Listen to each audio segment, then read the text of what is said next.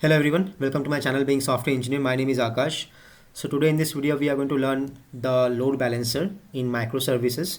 So why we use load balancer actually? So load balancer is used for client side load balancing. We are going to use load balancer.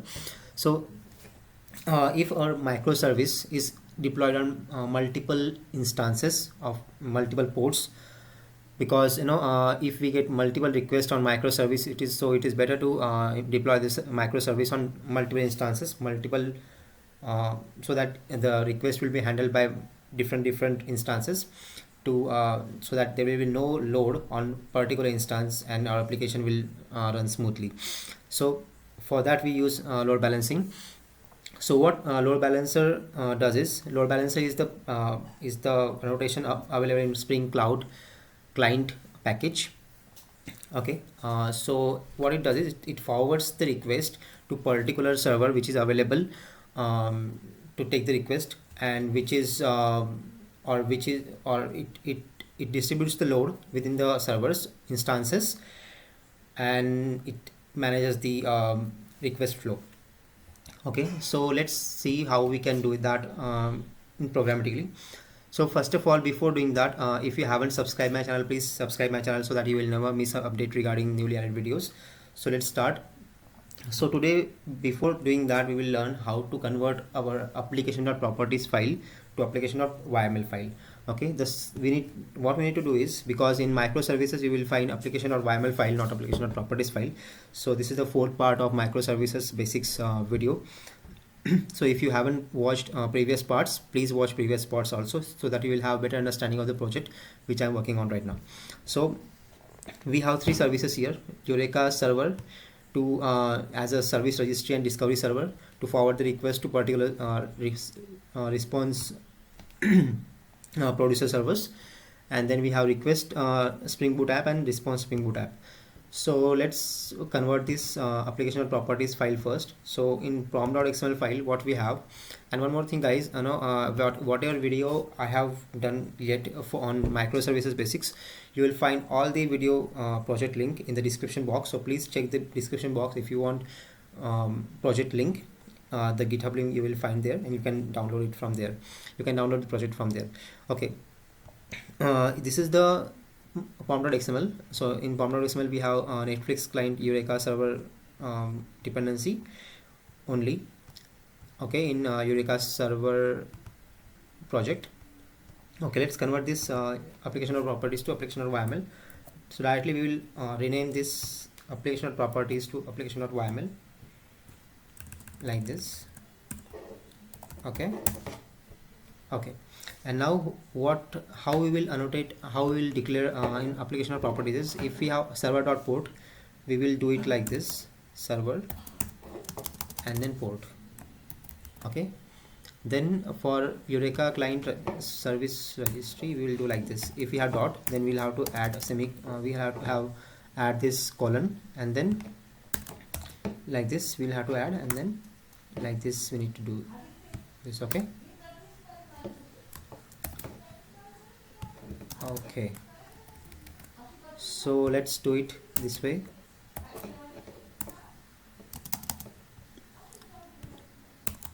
Okay, all right, so this is done. This is how we should do it. We should remove this duplicate because this is already been present here. So this is how we declare in place of application of YML file. So Eureka client, and then its properties. Its properties are, these are the properties. Then register with Eureka, and then fetch registry. Okay, we need to add one more property here so that it will not register, it will find the default zone. So this is what we need to add there again. Okay, let's add it. Okay, we are done now. Okay, let's go to different now request app project, request app Spring Boot project, and do the same here also.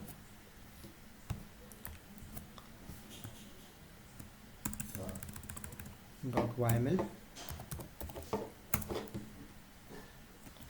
Okay, so same thing I did. Okay, so same thing I did there also.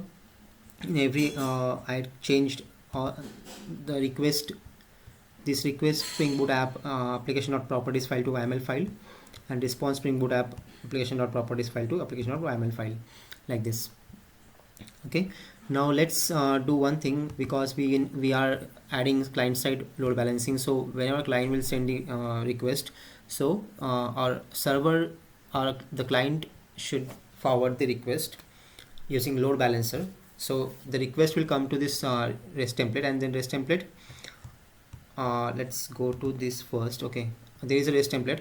This is a REST template of request Spring Boot app. So from this request Spring Boot app, we are going to hit to response Spring Boot app to get the response. Okay, based on the pay group, we are going to get the employee information. So okay, so as we discussed in the previous videos, okay, so we will apply this load balancer on REST template, because on using REST template only we are going to call the different service. Okay, let's add load balancer. Okay, this is the load balanced is the annotation available in spring framework.cloud.client.load-balancer.load-balanced. Okay, this is what we need to use to apply load balancing.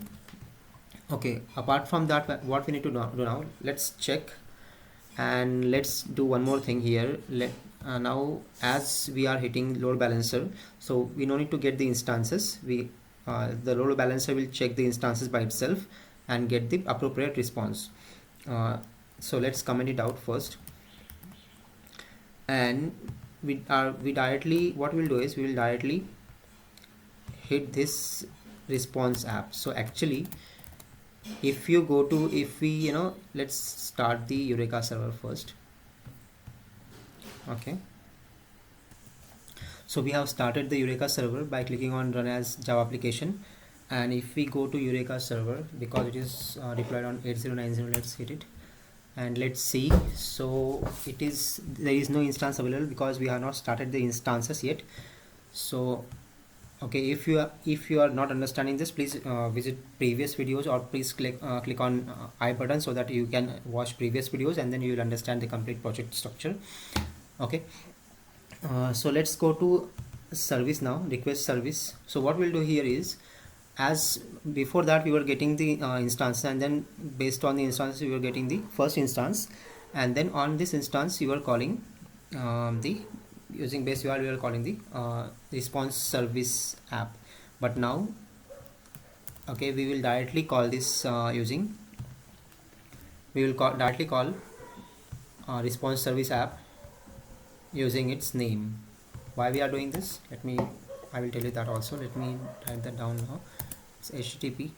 Okay, so why we are doing this, because what we will do is we will deploy this service response producer app on multiple instances. We'll deploy it on 8091, 8085, or any other port we will deploy it on. So we at the what load balancer will do is, it will it will pick any instance at runtime, the instance which is available and which is free, that will be picked by load balancer, and then based on that it will hit the request to response producer app. So that's why we are directly using this property of response producer app, which we have defined in response producer app here. Okay, this is the response producer app. We have defined the property in Eureka server. Okay, this is the default zone of Eureka server, and we have defined this property in Eureka server. Okay, let's start the application and let's understand it better. Okay, so we have started the response service app application, and let's check it on 8090. Okay, we can see that this response producer app instance is available in Eureka server. So this is what we are going to hit this. So this service property we are going to hit, which is available in Eureka server. So this is the name which we have registered in Eureka server. So this is what we are going to hit from here. Okay, so we are hitting this URL. Okay,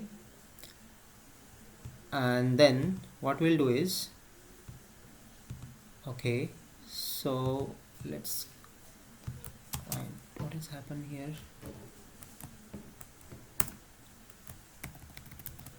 Okay, that's why we are going to add it here. Okay, response producer app, and we are going to hit response producer app from here, and then we will get the particular available instance of response producer app, and then the request will be forwarded to that response producer app instance.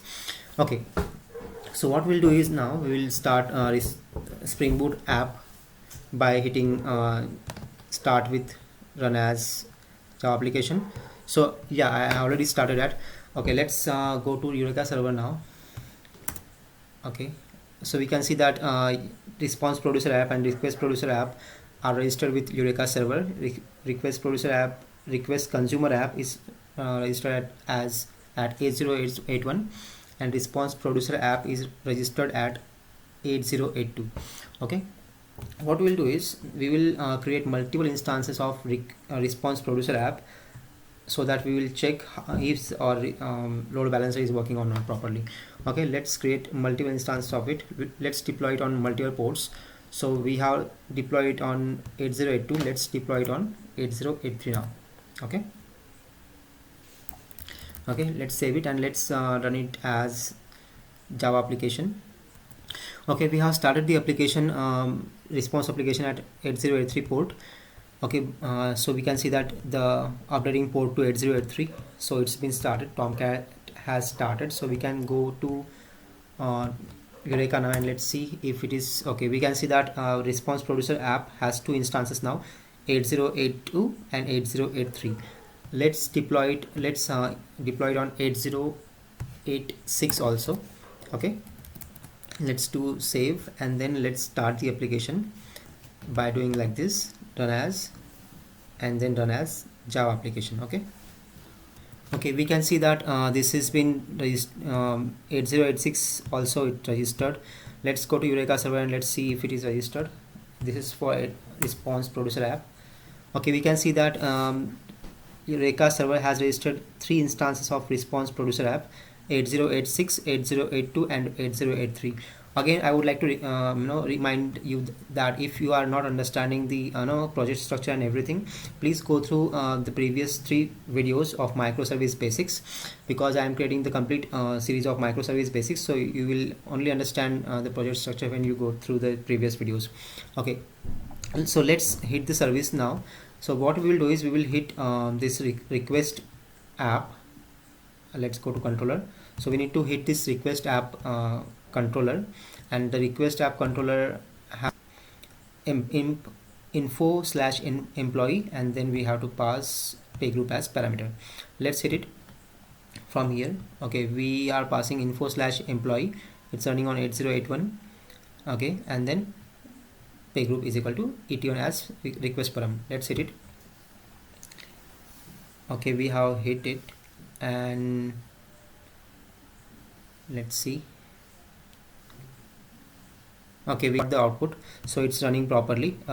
Now let's go to console and let's see how our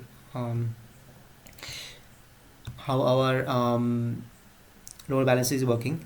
Let's go to request Spring Boot app. So we can see that request in the load balancer is we have used in request Spring Boot app. So okay, we have used here. Okay, so the request will come here, and it will check, the load balancer will check the available instance of response Spring Boot app, where we are hitting the request, the request. Okay, so it is checking here. We can see that it is checking what are the instances available and what are the status of them. Okay, it's changed. Let me go to request Spring Boot app once again. Request Spring Boot app. Okay, this is the one.